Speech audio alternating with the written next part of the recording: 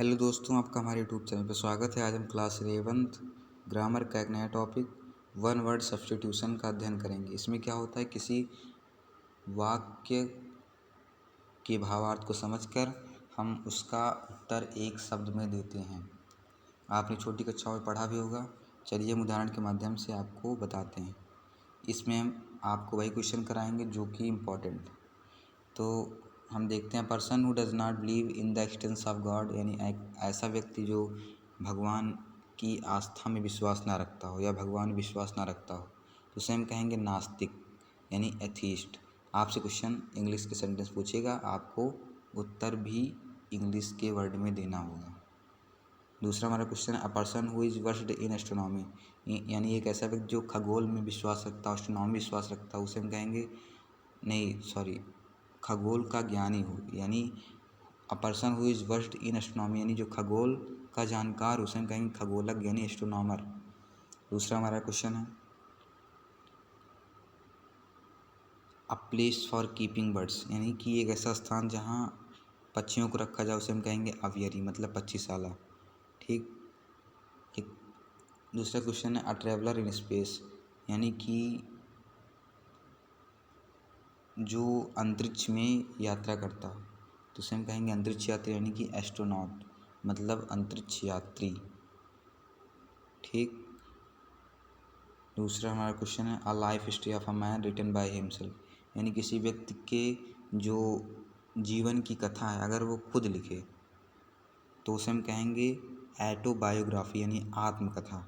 लेकिन अगर उसके जीवन की कथा को कोई अन्य व्यक्ति लिखे तो उसे हम कहेंगे बायोग्राफी। यहाँ देखिए, a life history of a man written by someone else, यानी किसी व्यक्ति के जीवन की कथा को कोई अन्य व्यक्ति लिख दे तो उसे बायोग्राफी कहेंगे। अगर वही व्यक्ति खुद लिख रहा है तो उसे हम एटोबायोग्राफी कहेंगे। यही होता है आत्मकथा और जीवन कथा में अंतर, यानी आत्मकथा और जीवनी में यही अंतर होता है। ठीक। दूसरा हमारा क्वेश्चन है, animals which live in water, यानी कि जो जानवर जल में रहते हैं उन्हें हम कहते हैं जलीय जंतु, तो वही हो जाएगा एक्वेटिक। एक्वेटिक मतलब होता है जलीय जंतु।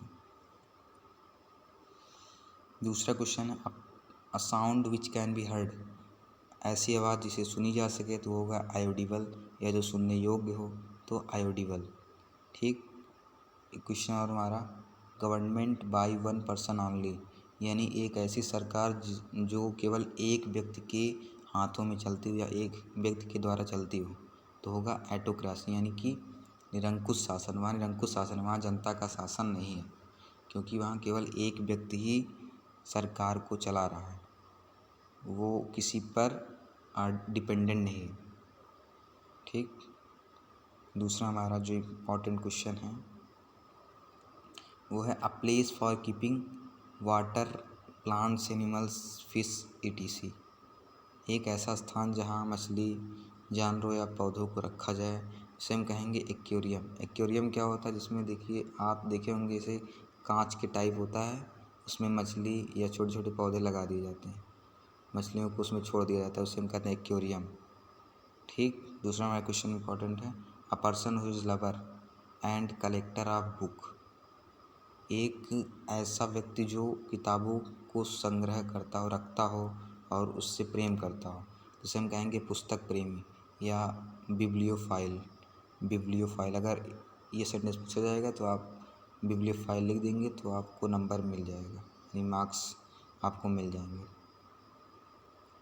दूसरा हमारा क्वेश्चन है, a person who studies plants, यानी एक ऐसा व्यक्ति जो प्लांट्स के बारे में अध्ययन करता हो, पौधों के बारे में अध्ययन करता हो, तो उसे हम कहेंगे बोटेनिस्ट। बोटेनिस्ट मतलब वनस्पति का अध्ययन करता या उसका ज्ञाता। बॉटनी से बना है, बॉटनी मतलब होता है वनस्पति, और बॉटनी से बना बोटेनिस्ट मतलब उसका अध्ययन करता। ठीक। दूसरा हमारा क्वेश्चन,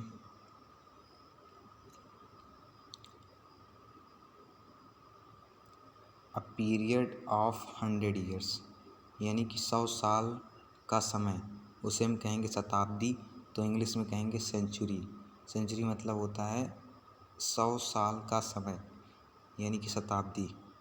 ठीक। दूसरा ये इम्पोर्टेंट क्वेश्चन है हमारा, government by the people, of the people and for the people, यानी कि ऐसी सरकार जो लोगों के द्वारा हो, लोगों की हो, लोगों के लिए हो, तो इसे हम कहेंगे लोकतंत्र या प्रजातंत्र, डेमोक्रेसी। इस सेंटेंस को अब्राहम लिंकन, जो कि अमेरिका के राष्ट्रपति थे, उन्होंने इस वाक्य को कहा था कि जो सरकार होती है वो, मतलब जो लोकतंत्र की सरकार होती है वो जनता के द्वारा, जनता की और जनता के लिए होती है। ठीक। दूसरा हमारा क्वेश्चन है अ पीरियड ऑफ 10 ईयर्स, 10 साल के पीरियड को यानी समय को हम कहते हैं डिकेड, यानी कि दशक। डिकेड मतलब होता है दशक। 100 साल के पीरियड को हम कहते हैं शताब्दी, 100 साल के समय को शताब्दी, जबकि 10 साल के समय को दशक। ठीक।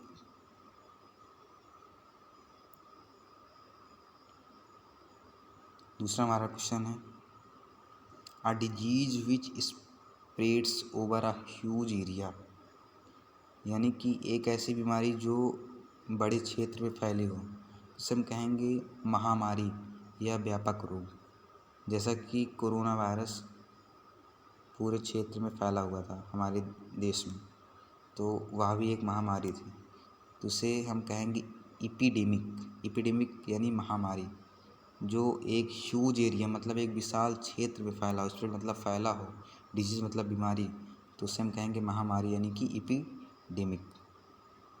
दूसरा क्वेश्चन है which is fit to eat or आर कंज्यूम, यानी जो खाने के योग्य हो, तो हम कहेंगे एडिबल। एडिबल मतलब खाने योग्य। ठीक। दूसरा क्वेश्चन है article sent from one country to another, यानी कि जो वस्तुएं हैं एक देश से अन्य देश में भेजी जाएं, तो उसे हम कहते हैं निर्यात। निर्यात मतलब भेजी जाएं एक देश से दूसरे देश वस्तुएं। अगर अपने देश में वस्तुएं आ रही हैं तो आयात होता है, तो निर्यात को कहते हैं एक्सपोर्ट, और आयात को कहते हैं इम्पोर्ट। लेकिन यह बोला है कि भेजी जाएं यानी सेंट की जाए, भेजी जाएं। सेंट मतलब भेजना, आर्टिकल मतलब वस्तुएं, वन कंट्री टू अनदर एक देश से दूसरे देश में, तो होगा निर्यात मतलब एक्सपोर्ट। लेकिन अगर यही होता कि आती हैं यानी केम होता, तो हम लिखते इम्पोर्ट मतलब आयात, लेकिन यहाँ लिखेंगे एक्सपोर्ट मतलब निर्यात। दूसरा हमारा क्वेश्चन है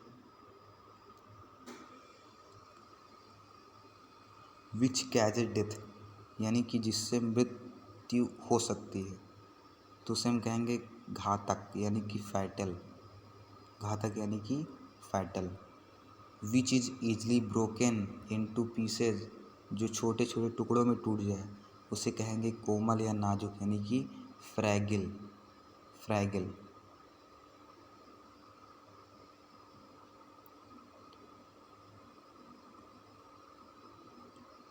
दूसरा क्वेश्चन हमारा which can not be seen, जिसे देखा ना जा सके, यानी कि वो क्या है, इनविजिबल है, तो हम लिख देंगे इनविजिबल यानी अदृश्य। जिसे देखा ना जा सके इनविजिबल, अदृश्य।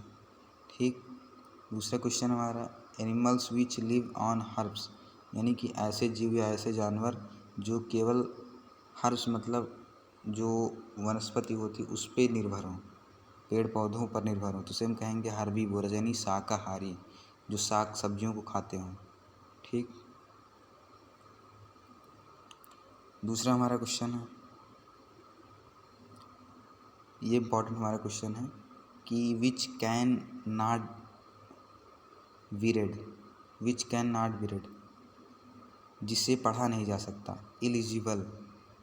इलिजिबल मतलब जिसे पढ़ा नहीं जा सकता। ठीक। और which can not be divided, जिसे डिवाइड ना किया जा सके, यानी जिसे तोड़ा ना जा सके, तो होगा इंडिविजुअल, अविभाज्य, जिसे विभाजित ना किया जा सके। ठीक। ये हमारा इम्पोर्टेंट क्वेश्चन है। इसमें एनिमल्स विच, ये तो हो ही गया।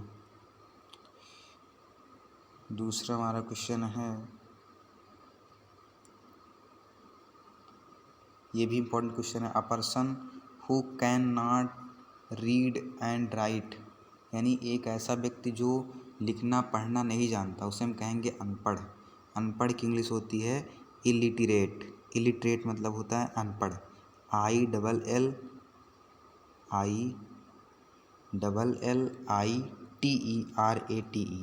मतलब अनपढ़। A person who can not read and right, जो आदमी लिख पढ़ नहीं सकता उसे हम कहेंगे इलिटरेट यानी अनपढ़, इलिटरेट। ठीक,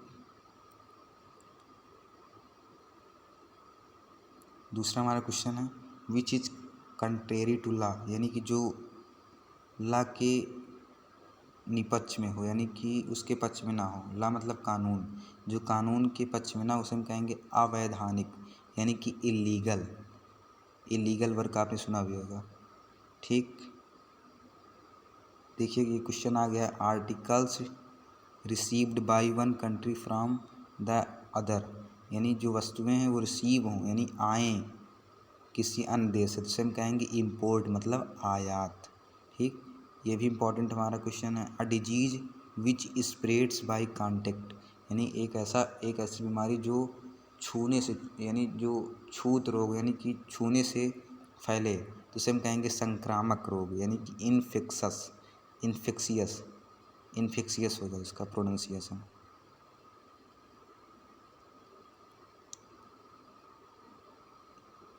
देखिए यहाँ ईजली मेड एंग्री यानी कि जल्दी गुस्सा होने वाला, तो उसे हम कहेंगे इरिटेबल।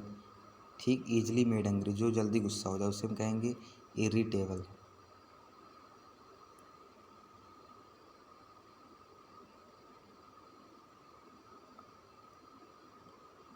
एक क्वेश्चन ये भी इम्पोर्टेंट है हमारा कि जो आदमी पढ़ा लिखा हो, अभी तक हमने देखा जो आदमी नहीं पढ़ा लिखा था उसे हम कहेंगे इलिटरेट, लेकिन जो पढ़ा लिखा है a person who can read and right, जो आदमी पढ़ लिख सके उसे हम कहेंगे, जो पढ़ लिख सकता है उसे हम कहेंगे लिटरेट यानी कि पढ़ा लिखा, और इसका उल्टा इलिटरेट जो अनपढ़ हो। ठीक, ये हो गया। देखिए दूसरा question, a place where experiments are carried, यानी कि एक ऐसा स्थान जहाँ एक्सपेरिमेंट होते हैं यानी प्रयोग होते हैं उसे हम कहेंगे प्रयोगशाला यानी कि लेब्रोटरी। लेब्रोटरी मतलब होता है प्रयोगशाला। तो इतने ही इम्पोर्टेंट क्वेश्चन थे। अगर वीडियो अच्छा लगा हो तो लाइक शेयर और हमारे चैनल को सब्सक्राइब करें। धन्यवाद।